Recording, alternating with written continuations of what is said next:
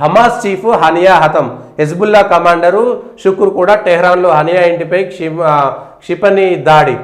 ఏది ఇజ్రాయెల్ మీద, ఇజ్రాయెల్కు సంబంధించినటువంటి ఇద్దరు శత్రువులు హమాస్ అయితే ఇజ్రాయెల్ మీద దాడి జరిపితే ప్రతీకార దాడులు. ప్రపంచమంతా ఏం చెప్తున్నారంటే ఇజ్రాయెలే ముందు దాడి చేసిందని, ఇజ్రాయెల్ వల్లనే జరుగుతుందని, పాలస్తీనా కోసం మేము మద్దతు ఉంటామనేటువంటి ఒక వామపక్షవాదులు మిగిలినటువంటి వాళ్ళు చెప్తున్నారు. కానీ మొదట ఇజ్రాయెల్ రెచ్చగొట్టింది.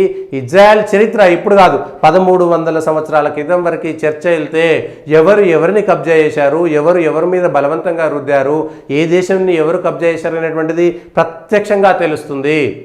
ఇరాన్లో ఉన్నటువంటి హమాస్ తీవ్రవాది అంట. హమాస్ అనేటువంటి వాళ్ళు తీవ్రవాదులే, హిజ్బుల్లో కూడా తీవ్రవాదులే, ప్రపంచమంతా తీవ్రవాదులే అంటుంది. హమాస్ అయితే ఇజ్రాయెల్ మీద దాడి చేస్తే పాలస్తీనాలో ఉంటూ, మరి అదే పాలస్తీనాకి వాళ్ళ ప్రపంచ దేశాన్ని మద్దతు తెలిపేటువంటి వాళ్ళను ఏ విధంగా మనం చూడాలి? ఇవాళ ఇజ్రాయెల్కి ఇది జరిగిన తర్వాత ఇంకా ప్రతీకార దాడులు పెరుగుతాయి. అటు హిజ్బుల్లా, ఇటు హౌతీ, ఇటు హమాస్ అందరూ వాళ్ళు చేస్తారు. కానీ చిన్న దేశము, ప్రతి ఒక్కరూ దేశభక్తులుగా ఉంటారు. అందులో ఇజ్రాయెల్కి సంబంధించి చిన్న దేశము, నేర్చుకోవాలి. ఆ దేశం మీద ఎవడైనా ఏమైనా అంటే అక్కడున్న పుట్టిన ప్రతి ఒక్కడు సైనికుడై మారతాడు, ప్రతి ఒక్కడు సైనికుడిగా మారతాడు. చుట్టూ తీవ్రవాదులను పోషించే దేశాలుంటే మధ్యలో వాళ్ళు బతుకుతున్నారు. ప్రపంచ దేశాలు, అమెరికా, వీళ్ళందరికీ ఎవరికి సాధ్యం కానంత పెద్ద మొసాద్ అనేటువంటి వాళ్ళకు ఒక గూఢచార వ్యవస్థ ఉన్నది. రక్షించుకోగలుగుతున్నారు. చిన్న దేశం రక్షించుకోగలుగుతుంది. ఆ దేశాన్ని ప్రేమించలేని వాళ్ళందరినీ ఎల్లగొడతారు. ఈ దేశంలో ఉండేటోడు ప్రతి దేశాన్ని ప్రేమిస్తాడు, భారతదేశాన్ని తప్ప. అదే ఇవాళ హమాస్ చీఫ్, మరి ఇజ్రాయెల్లో హిందువులు లేరే, అక్కడెందుకు శాంతి జరగట్లేదు, ఎందుకు మతోన్మాదం? ఏది మతోన్మాదం? ఇవాళ నిన్న మీటింగ్ పెట్టారు కదా, ఎవరిపైన దాడి చేసిర్రు? మిగిలిన ఐసిస్ తీవ్రవాదం నుంచి హిజ్బుల్లా, హౌతీ, హమాసు, ప్రతి ఒక్కరిది మనం చర్చ చేయాల్సినటువంటి అంశమే కదా, కాదా? చర్చ చేయకూడదా? చర్చ చేస్తే కూడా తప్ప? చరిత్ర తెలుసుకుంటే తప్ప? చరిత్రలో ఏం జరిగిందో తెలుసుకుంటే తప్ప? ఎవరిని కబ్జా చేశారు, ఎవరు ఏ దేశం మీద కబ్జా చేశారు, ఎన్ని సంవత్సరాల క్రితం ఏ నాగరికత ఉంది, ఏ నాగరికత ఎవరిపైన దాడి చేశారు, ఎవరు మా నాగరికత ఒప్పుకోకపోతే మిమ్మల్ని అందరినీ బలిస్తామని చెప్పేసి వాళ్ళందరినీ బెదిరించి మత మార్పిడి చేశారు. ఇవన్నీ కూడా చరిత్రకు సంబంధించినటువంటి అంశాలు తెలుసుకోకూడదా?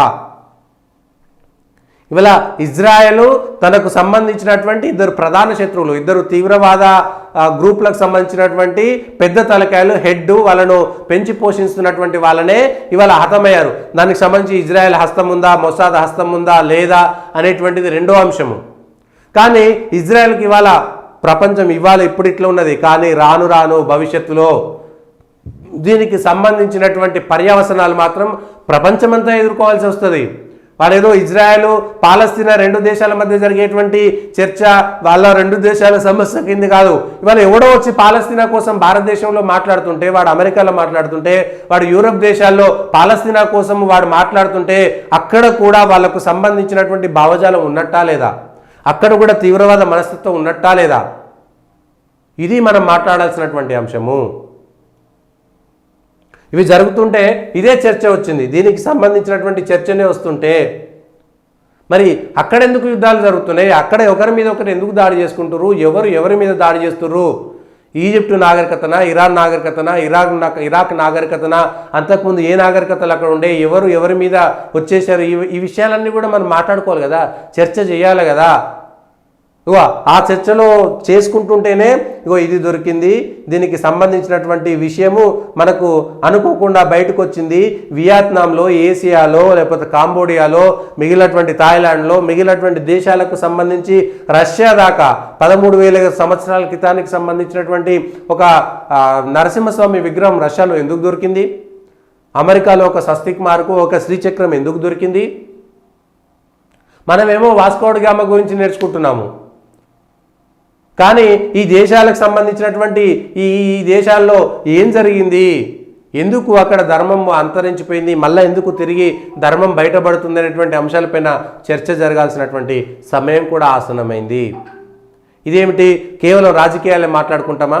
రాజకీయాలు, ఓట్లు ఇంతవరకైనా? ఈ చరిత్ర అంతా మన పిల్లలకు తెలియదా?